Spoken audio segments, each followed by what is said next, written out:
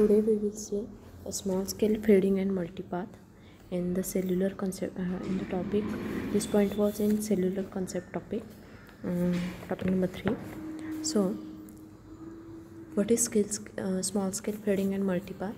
The term fading, it is used to describe a rapid fluctuation of the amplitude of radio signal over a short period of time or a travel distance. So fading is caused by the destructive interference between two or more versions of the transmitted signal being slightly out of phase due to different propagation time, and this is also called as multipath propagation. So the different components are due to reflection and scattering from trees, buildings and hills, etc. The small scale fading effects are generated because of multipath in radio channel. There are three small scale fading effects generated by a multipath.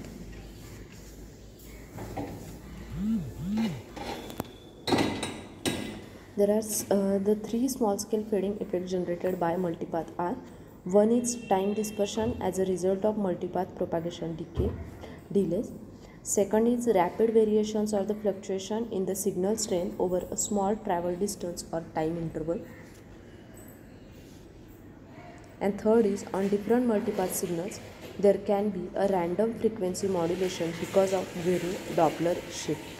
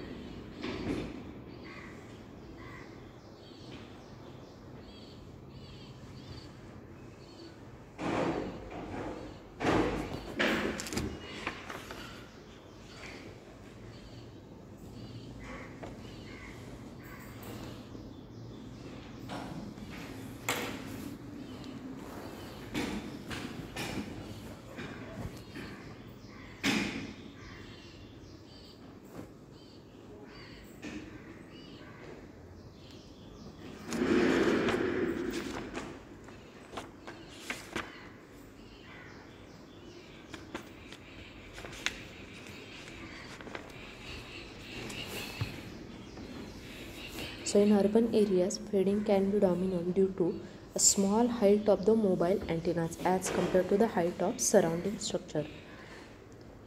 And this is because no direct line of sight path to the base station. Even when the line of sight exists, the multipath occurs because of the reflection from the ground and surrounding structure.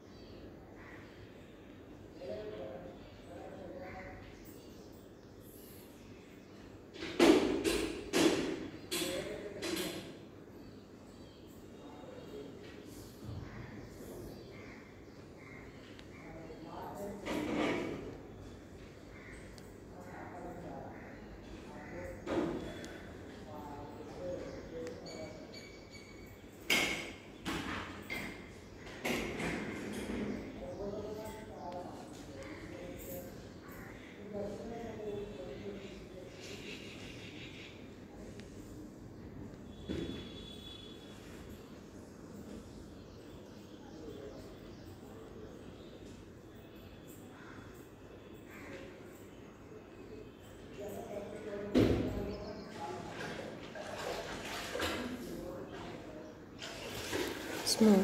So at a receiver, the radio wave generated by same transmitted signal may come from different direction with different propagation delay, with different amplitude and with different phases, and each of the factor given is random. The multipath components combine vectorally at the receiver and produces a fade or distortion.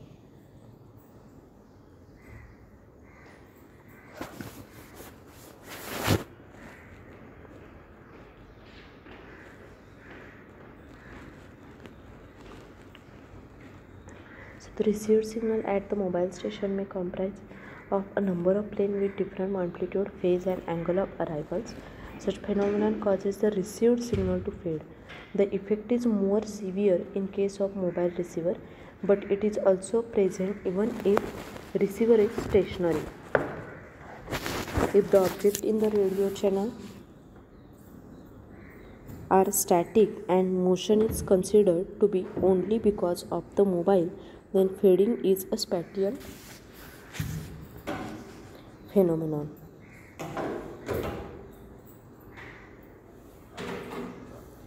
Then the receiver undergoes various variations in fading because of the constructive and destructive effect of multipath waves at different points in the radio channel. If the received signal is in deep fade, then the receiver can stop at some location, and each multipath signal experiences an apparent shift in frequency because of relative motion between the mobile and the base station. Such a shift in the received signal strength because of motion is Doppler shift, and Doppler shift is directly proportional to the velocity and direction of motion of the mobile with respect to direction of arrival of the received multipath wave.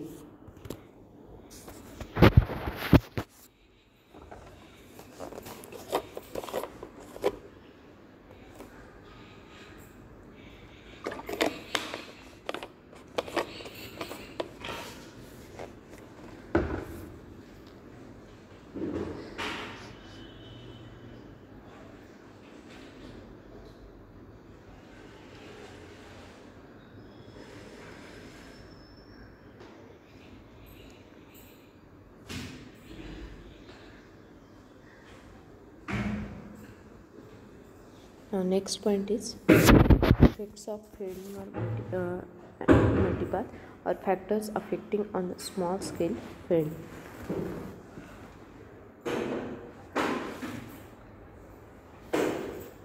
So the factors affecting the small scale fading are multipath propagation, speed of the mobile, speed of surrounding object, and transmission bandwidth of the channel.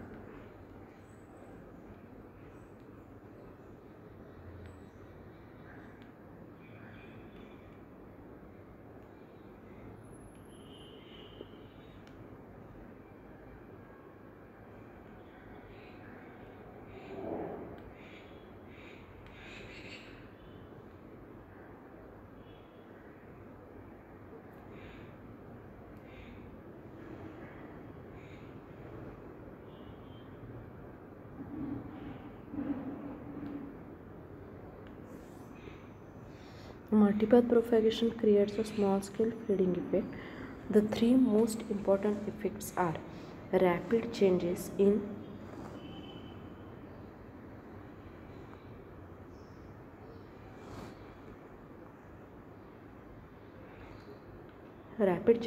signal strength over a small travel distance or a time interval, then random frequency modulation due to varying Doppler shift on different multipath signal, and third is time dispersion or echoes caused by a multipath propagation delay. Even when a mobile receiver is stationary, the received signal may fade due to non-stationary nature of the channel, and reflecting object can be moving.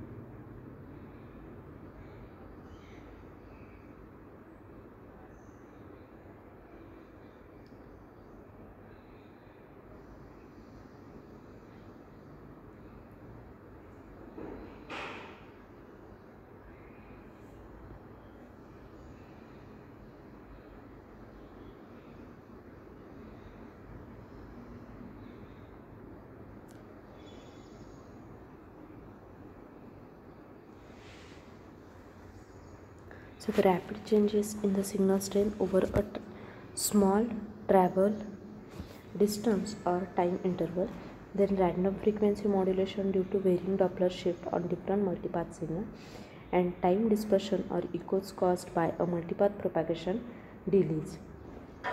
Even when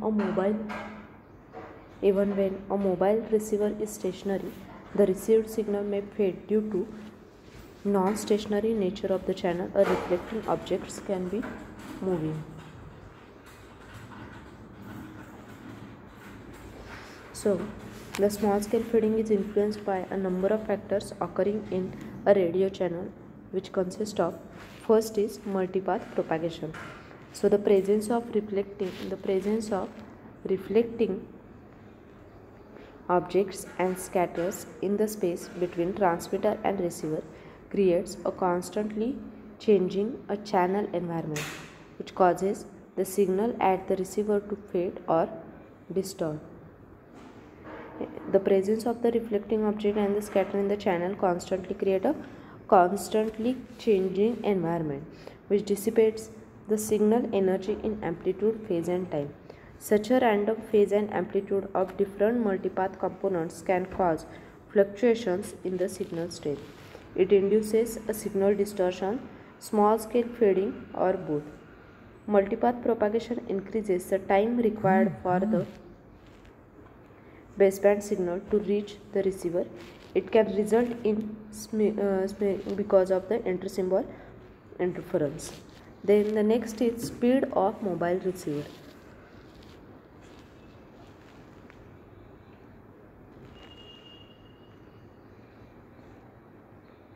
So the relative motion between the transmitter and receiver result in a random frequency modulation due to different Doppler shift on each of the multipath signal. And because of the relative motion between the base station and the mobile, there occur a random frequency modulation because of varying Doppler shift on each multipath component. The Doppler shift may be a positive or negative depending on the direction of the movement of the mobile. So it is directly proportional to the Doppler shift is directly proportional to the velocity. and direction of the motion of mobile with respect to direction of arrival of received multipath wave.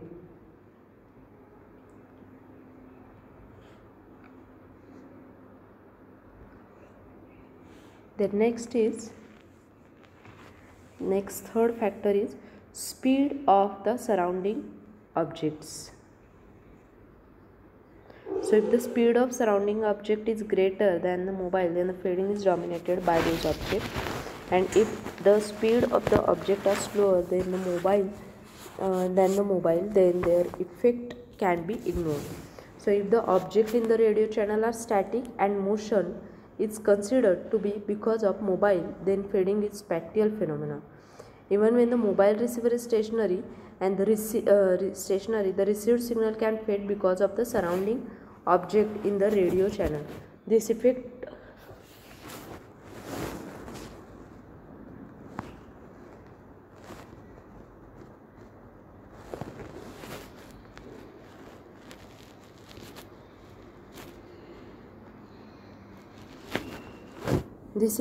dominates the small scale fading if surrounding object move at a greater speed than the speed of mobile.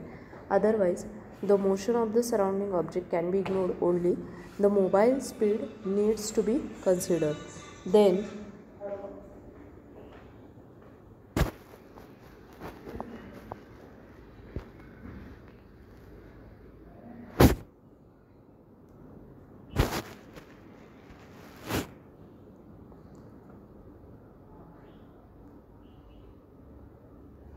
next factor is the transmission bandwidth of the channel. So if the transmitted radio signal bandwidth is greater than the bandwidth of the multipath channel, then the received signal will be distorted. Depending on the relation between the signal bandwidth and the coherence bandwidth of the channel, the signal is either distorted or faded. If the signal bandwidth is greater than coherence bandwidth, then it creates a distortion, and if the signal bandwidth is smaller than the coherence bandwidth, then it creates a small scale fading. So the received signal will not fade much over a local area. The bandwidth of the channel can be quantified by a coherence bandwidth. Now what is coherence bandwidth? The coherence bandwidth is the figure of merit of system, and it is a measure of the maximum frequency difference for which the signal are slightly correlated in amplitude. If the transmitted signal has narrow bandwidth in comparison to the channel, then the amplitude of the signal will vary rapidly, but the signal will not distort in time. So the coherence bandwidth of the wireless channel is the range of frequencies that are allowed to pass through the channel without distortion, and this is the bandwidth over which the channel transfer function remains virtually constant.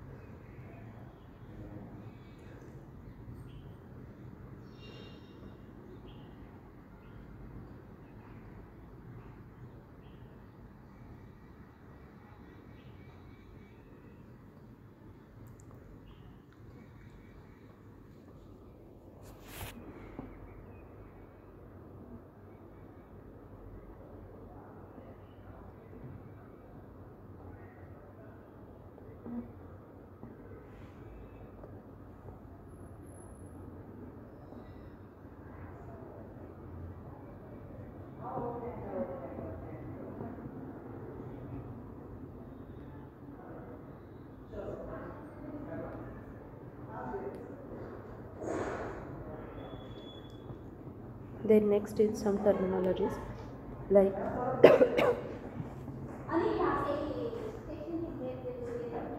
level crossing rate. It means average number of the times per second that the signal crosses a certain level going in positive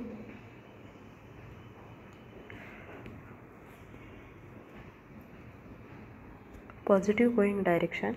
Then fading rate, the number of times the signal of envelope crosses a middle value in positive going direction per unit time.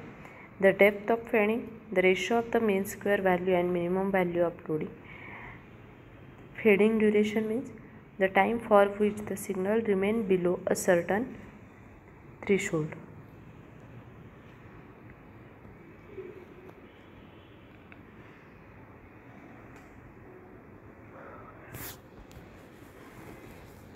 Then the next is Doppler shift.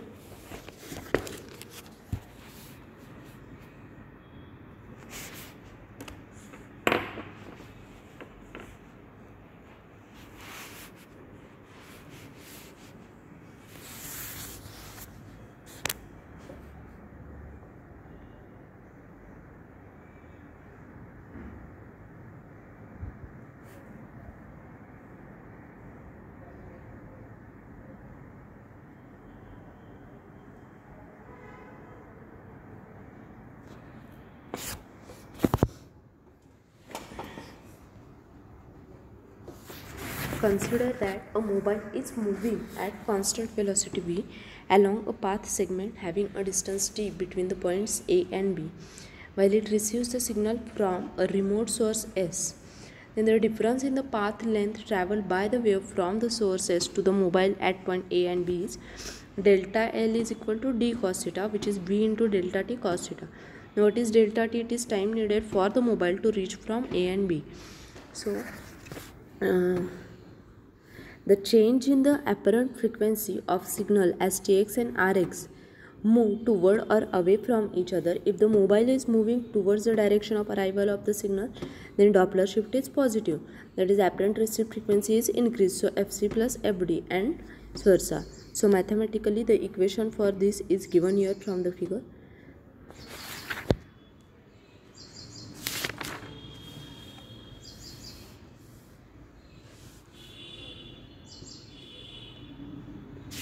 Next point is impulse response of multipath channel. Now the small scale variations of the mobile radio signal can be directly related to the impulse response of the mobile radio channel.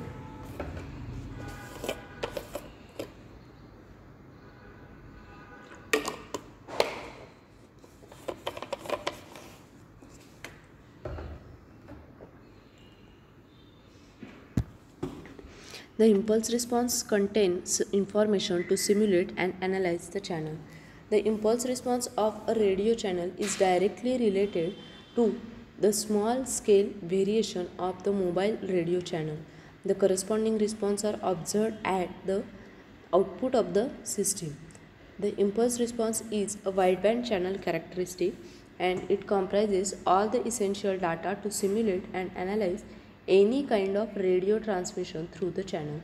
The impulse response can be used to predict and compare the performance of a different mobile communication system and transmission bandwidth for a specific mobile channel condition.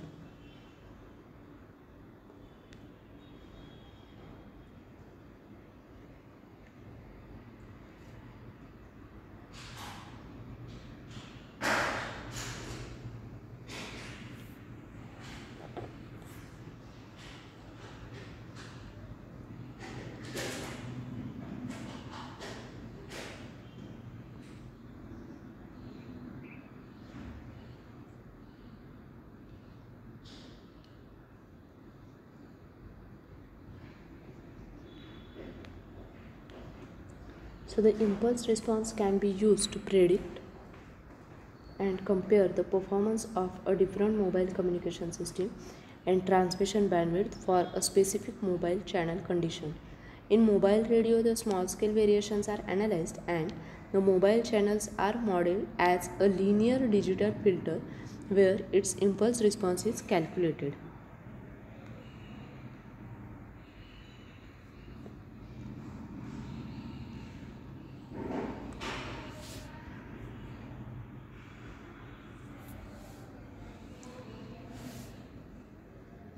So to show the mobile radio channel can be modeled as a linear filter with time varying impulse response.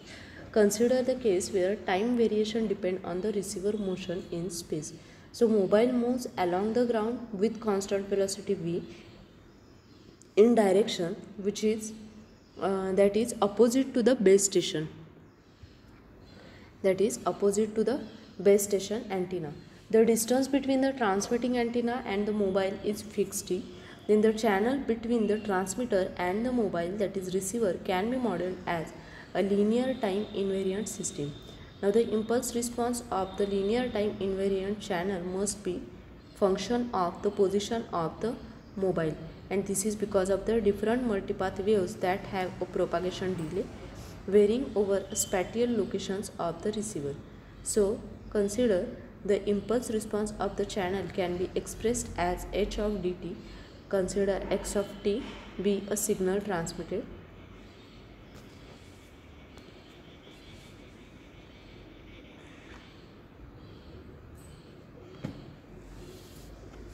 The mobile radio channel can be modeled as a linear filter with time varying impulse response.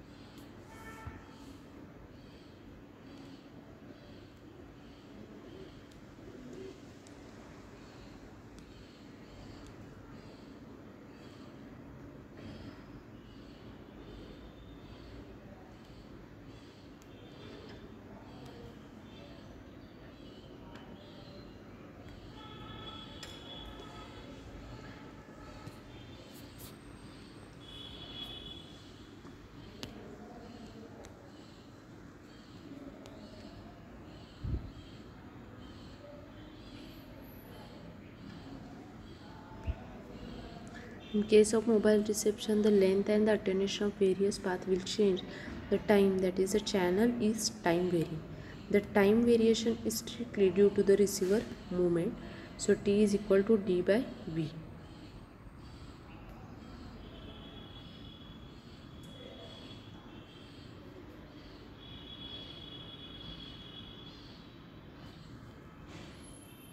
Now at any distance d is equal to Vt, the received signal is the combination of different signals coming from or coming with a different propagation delays depending on the distance between the transmitter and receiver.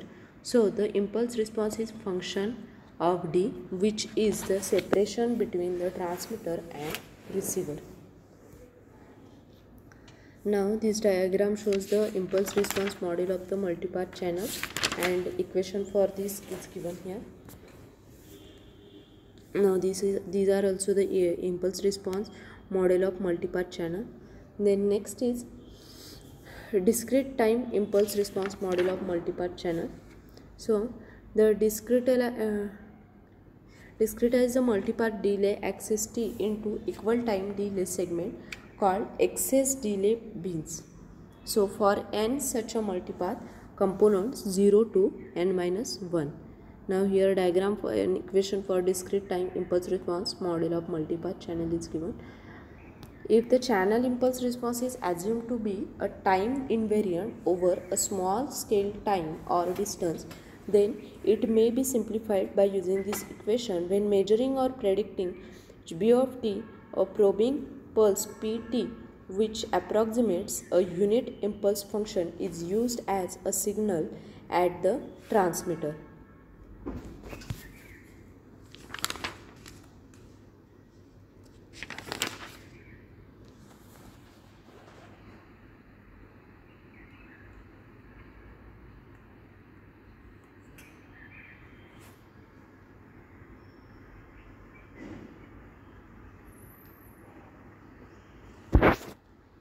So next point is power delay profile.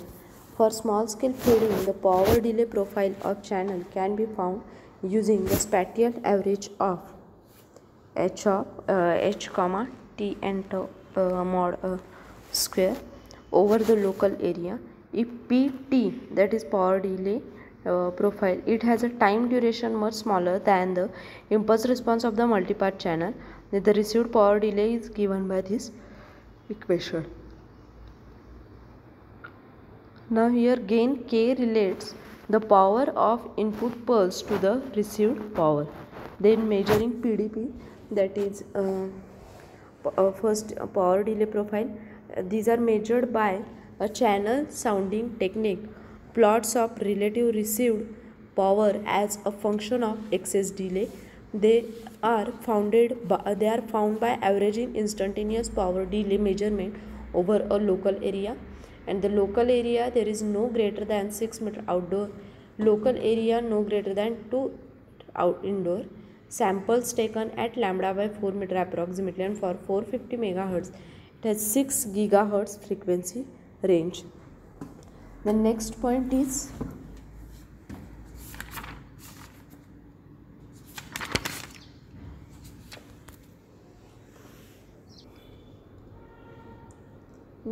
types of small scale fading and its measurement. We will see all these points in the next lecture.